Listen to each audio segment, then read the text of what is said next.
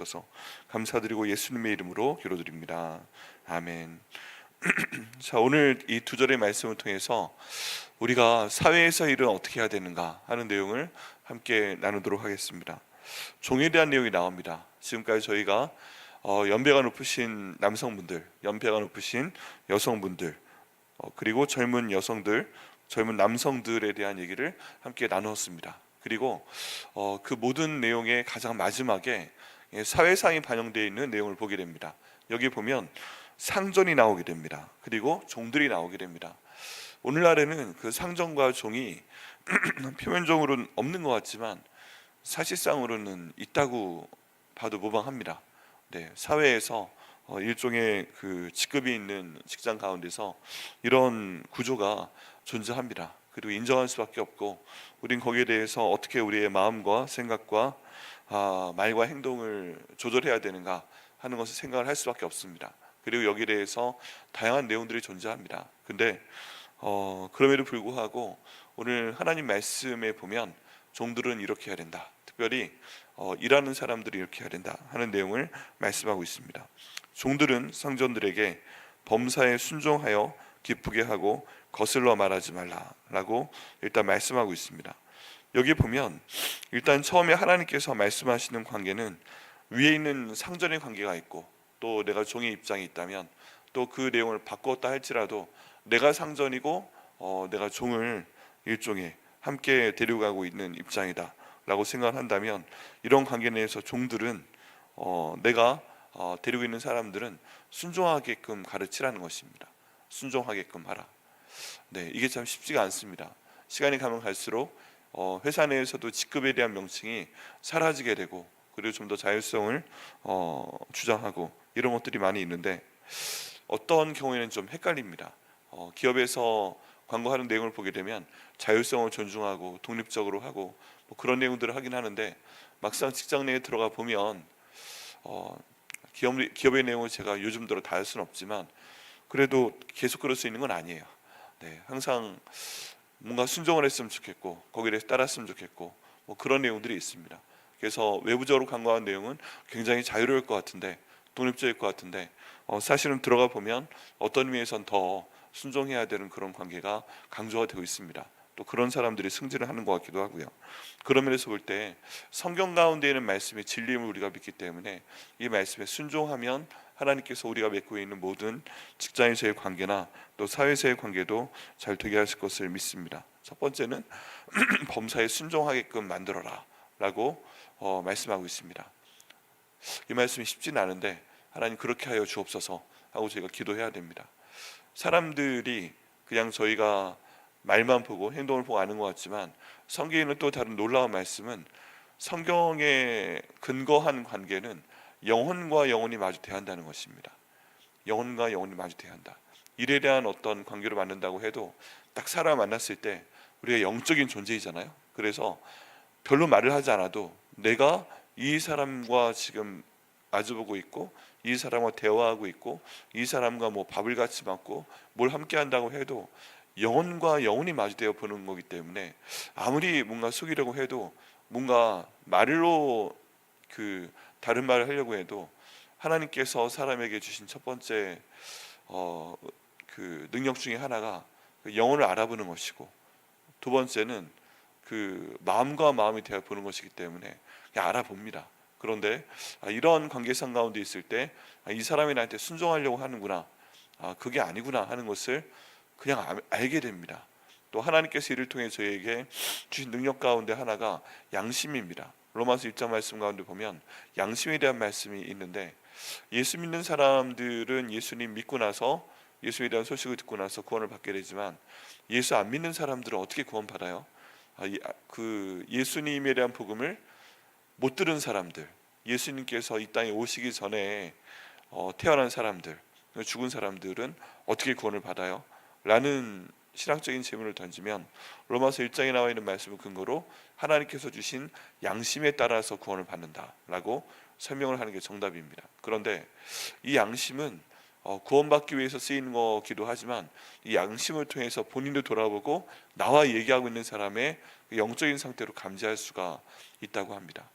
그래서 영혼과 영혼이 마주대하고 마음과 마음이 마주대하면서 이런 관계 가운데 이 사람이 나에게 지금 순종을 하려 하는구나, 아니면 다른 생각을 하려 하는구나, 이런 것들을 영적으로 알게 됩니다. 그렇기 때문에 여기 지금 표현하고 있는 영적인 관계까지 저희가 후를 해볼 때 범사에 순종하라, 이것은 참 만만치 않은 말씀인데, 내가 그냥 순종하는 척을 해도 순종하지 않으려는 마음을 갖고 있고 잠깐만 그냥 순종을 할 때에도 우리의 영은 안다는 거예요. 그리고 하나님은 안다는 것입니다. 그리고 누가 아세요? 성령께서 이미 내 마음에 계시기 때문에 이 성령 하나님께서 아신다는 것입니다.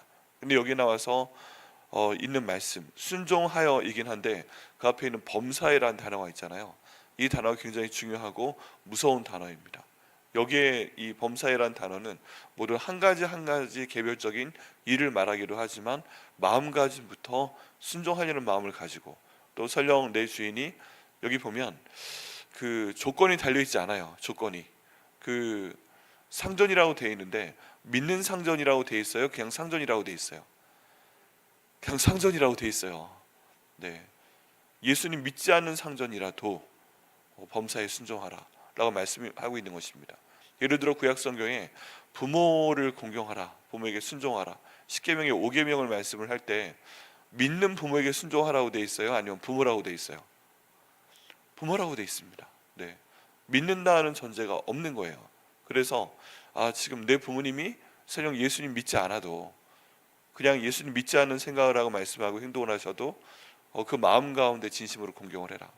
내 상전이 예수를 믿지 않는 사람이라도 그 사람에 대해서 진심으로 순종을 해라 라고 지금 성경은 권면을 하고 있습니다. 그리고 이 내용들이 결국 하나님 나라 생명책에 기록이 될 것이고, 비록 믿지 않는 부모님이라도, 믿지 않는 상전이라도 내가 마음을 다해서 성경 말씀에 따라서 범사에 순종할 때 하나님께서 복을 주신다 하는 내용이 성경 가운데 있는 내용입니다. 그리고 저희는 너무너무 힘들어도 이를 따라 할 때 하나님께서 우리 마음의 중심을 아시고 거기에 대한 복을 주실 걸 믿습니다. 이 내용이 저희 삶 가운데 정말 중요합니다.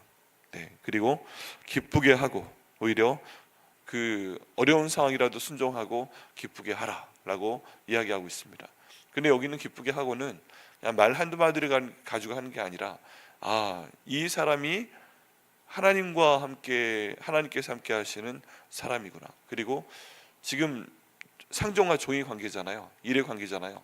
이 사람에게 어떤 일을 맡게 되었을 때 이 사람이 하는 일을 보게 되면 잘 되는구나.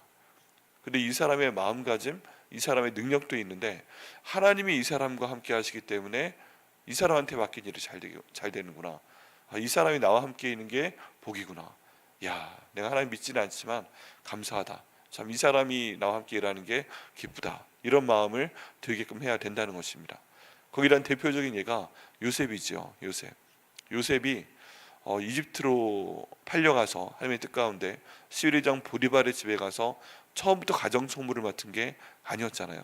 네, 가정총무는 집안에 있는 모든 재산을 다스리는 것이고, 나중에 그 시위대장 보디발의 아내가 이제 요셉을 유혹을 할 때 요셉이 했던 얘기가 있습니다. 내 주인께서, 보디발께서 이 집안에 있는 모든 것을 나에게 맡겨서 관리하게 했습니다. 딱 한 가지 빼고, 그게 뭐예요? 바로 당신 빼고 다른 모든 것들을 내게 맡겼습니다 라는 얘기를 합니다.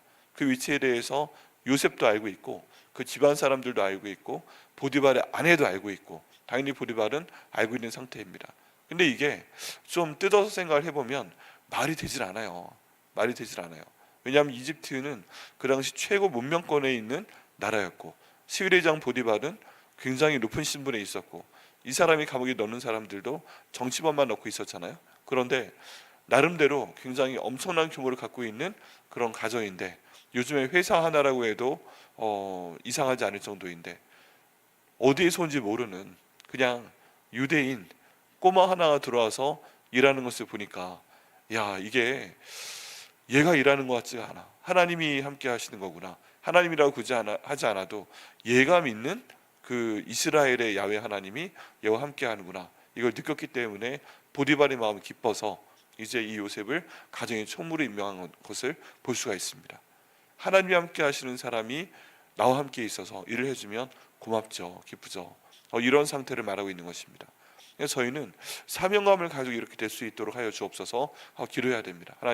하나님께서 저를 통해 일하시는 것을 저와 함께 일하는 사람들, 제 위에 있는 사람들이 보고 기뻐하게 하여 주시옵소서. 그를 통해서 예수를 믿을 수 있도록 인도하여 주시옵소서. 이런 또 하나의 예가 다니엘의 경우를 봐도 볼 수가 있습니다. 그 왕이, 다니엘이 포로로 잡아온 사람이니까, 다른 모든 신하들도 배척하니까 뭔가 마음에 안 들면 그냥 당장 내칠 수 있는데, 다니엘과 함께 하시는 하나님을 봤기 때문에 계속 높은 자리를 올립니다. 다른 신하들은 싫어하고 사자굴에 접어넣으려고 해도 제가 실수한 걸 깨닫고 다니엘이 던져져 있는 사자굴에 가서 막 왕이 밤새 울부짖고, 그 다음 아침에 제일 먼저 가서 끌어올리게 하니까 다니엘이 멀쩡하잖아요. 그러니까 자기는 할 만큼 했으니까 그 대적들을 사자굴에 던져 넣는 것을 보게 됩니다. 이 모든 것이 왜 이런 일이 벌어지는 거예요? 예수 믿지 않은 상전이라도 하나님께서 함께 하시며 그 능력을 통해서 그 사람이 기쁘게 하는 일을 성실하게 했기 때문에 이런 일이 벌어지고 있는 것입니다. 굉장히 힘든 일이긴 하죠. 이를 위해서 여기까지 가려면 얼마나 고생이 많겠어요. 그런데 하나님, 그럼에도 불구하고 이렇게 될 수 있도록 인도하여 주옵소서. 내가 하는 일을 통해서 하나님께서 나와 함께 일하시는 것을 볼 수 있도록 인도하여 주옵소서. 이 말씀을 준비하면서 정말 그렇다. 세상에서의 일도 그런데 교회에서의 일도 그래야 되겠다. 교회에서 뭔가 직급을 막 따지고 이러는 것이 아니고 다 예수 이름으로 봉사를 하는 것이지만, 내가 내 능력으로 어떤 일을 하는 것과 하나님께서 나에게 힘을 주시고 일을 하셔서 일이 잘 되게 하시고, 이를 통해서 하나님도 기뻐하시고 다른 사람도 기쁘게 하고, 이렇게 하는 게 정말 중요하다. 저로 담임 목사로서 그렇고 그런 생각을 하게 되었습니다. 여러분, 이 말씀대로 하나님께서 나와 함께 하시는 것이 드러나도록 하셔서 하나님께 영광을 돌리게 하시고 나와 함께 일하는 사람들을 기쁘게 하시는 저 여러분들 되게 하시기를 예수님의 이름으로 축복합니다. 그럼 하나님 보고 주실 수밖에 없습니다. 그리고 거슬러 말하지 말라라고 나와 있습니다. 이상하게 뒤로서 말씀 가운데 보면 지금 2장에 들어와서 연배가 높으신 남자분들, 연배가 높으신 여자분들, 젊은 남자들, 그리고 젊은 여자들, 이렇게 지금 내려오고 있잖아요. 근데 모든 대상에 대해서 하는 교훈 중에 빠지지 않는 게 말에 대한 것입니다. 말에 대한 것. 특별히 내가 아랫사람으로 있는데 윗사람에 대해서 거슬러 말하지 말라라고 나와 있습니다. 근데 여기에 또 똑같은 내용이에요. 그 윗사람에 대해서 항상 좋은 말 하라는 법이 없잖아요. 좋은 말 하라는 법이 없어요. 나쁜 말을 할 수도 있고, 뭔가 잘못된 말을 할 수도 있고, 부정된 말을 할 수도 있고, 그런 상황이 있고, 부당한 명령을 하는 경우도 가능합니다. 부당한 명령. 군대에 갔을 때 좀 늦게 갔어요. 다른 그 친구들보다 한 2년 정도를 늦게 갔는데, 이유가 대학교 1학년 마치고 아버지 이제 친구들 다 군대 가니까 군대 가겠습니다 했더니 아버지가 안 된대요. 그 이유가 뭐냐 하면, 네가 지금 그 군대를 가게 되면, 네가 제대하고 돌아오게 되면 네 여동생 2명이 2살 3살 터울인데 대학을 입학할 수 있다. 그러면 우리 집에 대학생이 몇 명이에요? 지금 1명인데 3명이 되는 거잖아요. 근데 하나님이 함께 하시는 거 믿지만 집안에 한꺼번에 대학생 3명은 이게 너무 힘들다, 현실적으로. 그러니까 또 그렇게 됐을 때 네가 공부를 아마도 할지 안 할지 모르겠지만 네가 착하니까 동생들 등록금 되겠다고 열심히 일을 하다가 너 성적도 안 나오고 어쩜 대학도 졸업 안 하거나 못하고 그럴 가능성이 있다. 그러니까 너 대학 졸업하고 가. 그리고 목사 될 거라고 했으니까 신학대학원 입학하고 한 학기 마치고 군대 가. 그러면 안 겹치잖아 해가지고 들어보니까 그랬어요.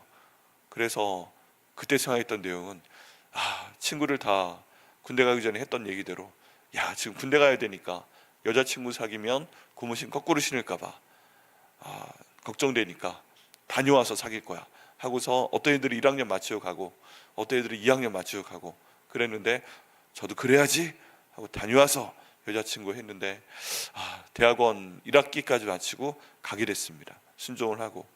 그런데 이제 그 신병교육대에 들어가고 대학원 다니러 왔잖아요, 나름대로. 그러니까 계속 그 인터뷰를 하는 겁니다. 인터뷰를 해요. 가장 높은 위치에 있는 사람들부터 행정병을 뽑아야 되니까 딱 봐서 학력 좋은 사람만 먼저 불러내서 질문을 합니다.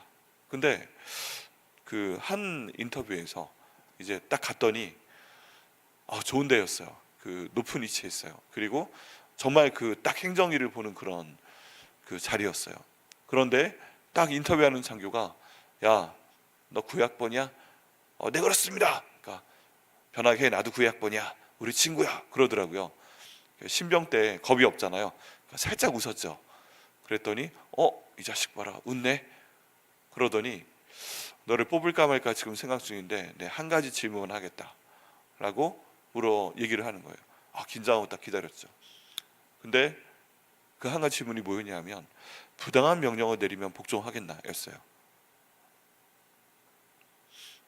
부당한 명령을 내리면 복종하겠나. 그 질문이요 제 평생 동안 머리에 남아 있습니다. 그놈 똑똑한 놈이었어요. 네, 저랑 같은 학번이고 어쨌든 막 이제 임관돼서 온 친구였는데 부당한 명령을 내리면 복종하겠다. 자, 뭐라고 했을 것 같아요? 못한다고 그랬죠. 네. 그랬더니 길게 얘기 안 하고 너 그럴 줄 알았어. 나가. 그런 다음에 떨어졌어요. 딱 한 가지 질문과 딱 한 번의 답. 제 생각에서는 당연하지. 난 예수 믿는 사람이고 당연하지 이 사람 기록에 난 지금 신학대학원 다니기 나왔다고 돼 있을 거고 당연하지 우리 아버지 직업이 목사라고 써 있을 거고 그런 내용인데 부당 명령 내린다고 했는데 복종한다고 하면 안 되지. 잘한 것 같은데 이게 가끔 부당 명령에 복종하겠다 말할 걸 그랬나? 그런 생각이 들 때가 있어요. 근데 이게 군대에서 어쩔 수 없는 부분이 있어요. 군생활을 해보시게 되면 부당한 명령에 복종해야 될 때가 있습니다. 부당한 명령이 있고 때로 부당한 명령 후임병이 내릴 때가 있고 그런 상황이 있어요. 근데 이게 모든 면에 대해서 정말 나쁜 명령일 수 있지만 그래 보이는 명령일 수도 있고 하여간 굉장히 복잡합니다. 근데 우리나라 비슷하게 연관이 돼서 우리나라 침례교의 시조이신 페닉 선교사님이 그 첫 번째 자신이 키우는 제자에게 목사 안수를 주고자 할 때 내렸던 그 명령이 있습니다. 그게 뭐냐면 배추가 있는데 이 배추를 밭에 가서 거꾸로 심으라는 명령이었어요. 그러니까 보통 캐온 배추를 그냥 갖다 김장 담가 먹고 잘라 먹고 할 수 있는데 이것을 뿌리 부분을 아래로 놓고서 심으라고 하면 말이 되잖아요. 근데 이것을 거꾸로 심어라 라는 명령을 한 거예요. 근데 이를 듣고 있는 다른 사람들이 그 제자들이 너무 열심히 사역을 하더니 힘드신가 봐. 그리고 나서 바로 심었다는 거예요. 딱 한 사람만 선교사님 말씀이 이해는 되지 않아도 이유가 있을 거야. 그리고 거꾸로 심었다는 겁니다. 그리고 나서 선교사님 와서 확인을 하셨는데 한 사람만 거꾸로 심어놨으니까 결국 그 사람이 우리나라 최초의 목사님이 되었다는 거예요. 침례교 내에서. 그래서 왜 그랬을까? 그런데 거기에 강조되는 말씀이 성경 가운데 남아있는 모든 하나님의 명령이 대부분 부당해 보인다라는 것이었습니다. 대부분 말이 안 돼 보인다. 믿음의 조상인 아브라함한테도 본토 친척 아버지 집을 떠나라고 그랬죠. 그리고 아브라함이 좀 이제 이삭을 낳고 기르고 있는데 갑자기 번제로 드리라고 하죠. 수도 없습니다.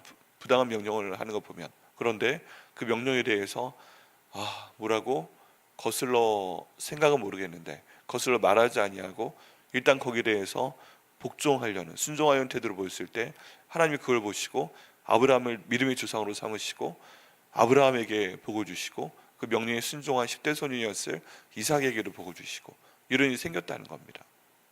그래서 이게 참 쉽지 않은 일인데 하나님께서 이 자리에 날 두셨다고 생각을 하게 되고 내 윗사람이 무슨 일에 대해서 얘기하게 됐을 때 하나님이 주신 권세로 믿고 거기에 대해 거슬러 말하지 아니하고 주님 이게 부당한 명령인 것 같고 나쁜 일인 것 같지만 주님 도와주옵소서 하고 뭔가 일을 할 때는 하나님께서 그 일에 대해서 역사하신다라는 믿음을 갖고 거슬러 말하지 않는 것도 하나님께서 만드신 이 말씀 가운데 있다면 또 주님께서 모든 것이 합력해서 선이 이루어지게 하실 것을 믿습니다.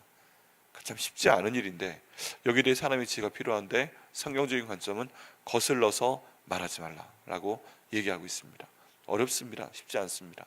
그런데 하나님 이 얘기도 주님의 뜻 가운데 지킬 수 있도록 인도하여 주시옵소서 라고 기도하며 지혜를 구하며 순종하는 저희 여러분 되시기를 예수님의 이름으로 축원합니다. 10절 말씀에 훔치지 말라라고 되어 있습니다. 종들이 많이 훔쳤던 모양이에요.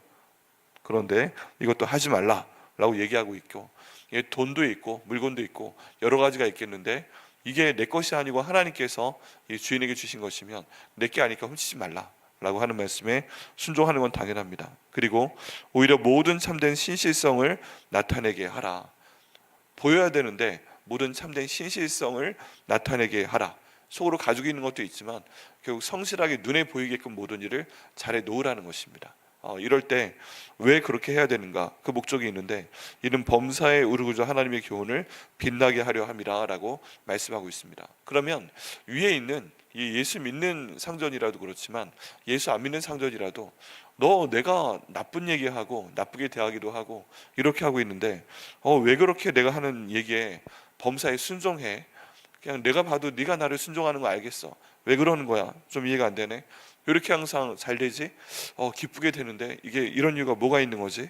내가 좀 싫은 말을 하고 내가 안 좋은 일을 시키고 부당한 대우를 하고 그래도 굳이 거슬러 말하지 않고 왜 자꾸 버텨? 딴 사람들은 안 그런 거 알고 있는데. 그리고 왜 다른 사람들은 다 훔치는데 너는 훔치지 않아? 그리고 왜 이렇게 이런 상황에서도 성실해? 말도 안 되는 상황에서도. 그런데 그 목적이 뭐냐 하면은 자기를 드러내는 것이 아니라 바로 하나님을 드러내기 위해서 그렇게 하라라고 명령을 하고 있습니다. 결국 명령은 우리 구주 하나님의 교훈을 빛나게 하라. 여기 보면 우리 구주 하나님의 교훈에 초점이 맞춰져 있습니다. 내가 하나님의 말씀을 알고 있고 이 말씀을 다 이해하지 못해도 내가 순종하기 때문에 결국 이 상전이 하나님께 영광을 돌리게 하라라는 그런 말씀입니다. 하나님의 교훈을 빛나게 하라. 나를 통해서 빛나게 하는데 이것을 나만 보고서 내가 빛나게 하기 위해 안간힘을 쓰고 있는데 나만 알고 끝나는 것이 아니라 옆에 있는 사람이 보고서, 특별히 내 상전이 보고서 저 사람을 통해서 저 사람과 함께 하시는 하나님이 드러나는구나, 저 사람과 함께 하시는 하나님이 빛나는구나, 이것을 사람들이 보고 하나님께 영광을 돌리게 하라는 것입니다. 그래서 결국에는 일을 할 때 우리가 직업을 컬링이라는 영어 단어를 쓰잖아요. 내 있는 직업 가운데 하나님께서 부르셨다는 겁니다. 그게 좋은 일이건 나쁜 일이건 부르셨다는 겁니다. 처음부터 높은 자리 가는 사람 없으니까 처음엔 다 바닥이 있습니다. 경험을 하게 됩니다. 그런데 그때 이걸 하나님이 주신 소명으로 알고 따라 나갈 때 하나님께서 그를 통해서 빛나게 되면, 하나님의 교훈이 빛나게 되면 하나님이 그를 높은 자리로 올려줄 수밖에 없다. 그걸 요셉을 통해 볼 수 있고 또 다니엘을 통해서 저희가 볼 수 있습니다. 다른 사람들을 통해서도 볼 수가 있습니다. 이를 통해서 저희가 기도해야 됩니다. 하나님, 제가 지금 직장 가운데 있고 제 윗사람이 있을 때 제 상전이, 저보다 높은 사람이 저에게 이렇게 생각하고 보고 대할 수 있도록 인도하여 주시옵소서. 그 지혜를 저희가 허락하여 주시옵소서. 또 어떤 게 있어요? 여기 디도가 지금 사람들에게 이렇게 가르치라는 거잖아요.